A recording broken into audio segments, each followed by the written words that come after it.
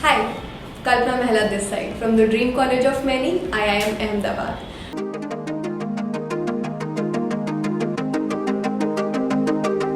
And today I'll be sharing my CAT strategy.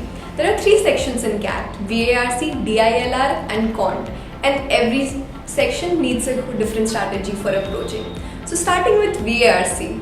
In VARC there are 2 types of questions: RC, which is the reading comprehension, and VA, which is the verbal ability. In verbal ability, I would say the coaching institute provides a different approach. All the exams, they'll give you tips how to eliminate options and how to go about it. So VA is a section that would be mainly dependent on your coaching institute, whereas RC is something that you have to build yourself. RC is something that you need to build right from the very beginning.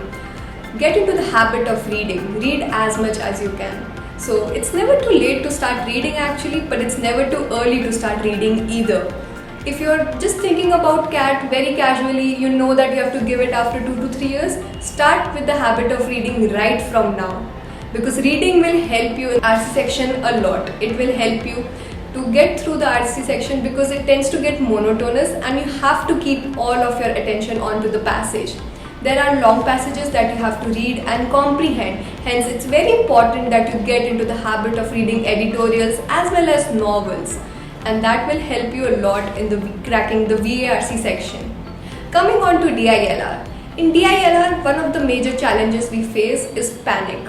So what happens is, you go to the exam hall, you have done a specific set of questions before that, and while you're giving the exam, you're like, oh my god, this is a totally new set, I'm not getting the answer. How do I go about it? And during that panic, what happens is, because of the panic, we tend to miss out on the Quant section, and that is a very great disadvantage. I'll tell you a personal story. During my DILR section, I had 4 to 5 questions, so I began with the first question. I was trying it, I got till halfway, but I was still not able to crack it. So I was like, okay, I still have time, let's move on to the second question. Started with the second question, couldn't get it. And by the third question, I almost had tears in my eyes. I was about to go to the panic mode, but I remembered that I cannot do this. I have trained myself so that I can deal with panic right now. In third question, I attempted and finally I got that set right. And believe it or not, I just got one set right in DILR, and yet my overall percentile is 98.97. That was because my Quant section went great. I got a 99.33 percentile in Quant, and that wouldn't have been possible if I had panicked during the DILR section. So learn to deal with panic. It's going to help you a lot. The second advice for DILR would be, try to do group studies. Groups help you a lot. So specifically for DILR, I've mentioned this strategy because there are different ways to approach the DILR question. One would do it one way and someone else would do it like totally a different way. And the thing is, someone would take 5 minutes and someone else would take 10 minutes. Now you have got to choose the way that takes the less amount of time. You have to train yourself to look at the question through different ways. So sit in a group, take up a question, and everyone is going to solve it in different ways. Try to compare your answers. See the way everyone is doing, and that will help you to choose the best way to do it in the exam. So that's my second point for DILR. And coming to the third point for DILR, it would be, get a coaching institute that really helps you to deal with different types of DILR questions. They're going to tell you specific type of DILR questions that can be solved in very easy ways.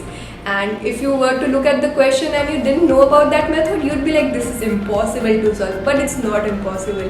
They're going to tell you tips and tricks that are going to help you a lot.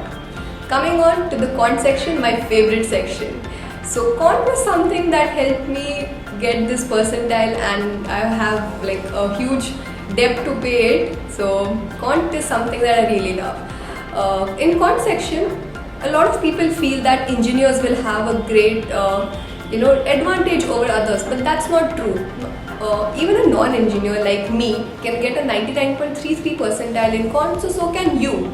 The thing about Quant is the questions and the syllabus that we are going to be covering is not very wide, and not just wide, it's not also in too much of depth. What really you require to do is look at the question, try to logically interpret it and solve it in a way that's very simple and gets you to the answer really quick. So that's my first point for quant section, that don't try to have a preconceived notion about it, that I'm not going to do well on it, or I didn't have maths in 10th and 12th. It's okay, you still have 5 months and there's a lot of time to get your hands on the quant section. The second point would be sit in the class with an open mind. Go there and try to learn the new way that the teacher is trying to tell you. You can't go there and do from your previous methods, because that will take a lot of time in the exam, and you don't have that much time. You can't afford this mistake. So you have to sit in the class with an open mind, try to learn the new ways, try to solve the questions through the new ways after the class, so that you get in the habit of doing the question with the new way. Break your old habits, it's going to help you a lot. And the third main point would be, you have to learn to let go. There are a lot of people who stick on one question and they take 3 to 4 minutes, and then they're like, oh my god, I've reached halfway, what should I do? If I give maybe 2 more minutes, I'll reach to the answer. They end up wasting 10 minutes on a question. There are no extra points for that question. You do know that, right? You're going to get the same amount of marks even if you did some other question. So don't get stuck up on a question. Learn to let go. When you know, keep a limit for yourself. I would say 4 minutes. That after 4 minutes, I'm not going to try to solve this question. I'm going to move on to the next question. I'm going to try to solve that. Don't have the sunk cost bias in your mind. You need to let go. And it's very important to choose and select questions that are going to be easier to solve and in a less amount of time, so that you get the maximum score in quant. So that's my final advice for quant. Mock test की बात कर ही रहे हैं तो मैं आपको बता दूं, एक्सपर्ट आज लेके आया है CAT GPT. So this is basically an adaptive personalised AI based mock test. ये करता क्या है कि आपके स्ट्रेंथ्स और वीकनेसेस को बैलेंस करते हुए how can you proceed further improving your preparation for upcoming CAT 2023 के लिए गाइडेंस बताएगा. Go to this link and register for a free mock test on this website. So this was the strategy that helped me crack the exam. But here's an advice that no one else would tell you. Don't try to stick on one strategy. Try to talk to 3 to 4 more people. They'll give you a different way to approach the exam. And hence, finally, looking at your strengths and weaknesses, try to make your own personalized strategy. And all the best for your exams.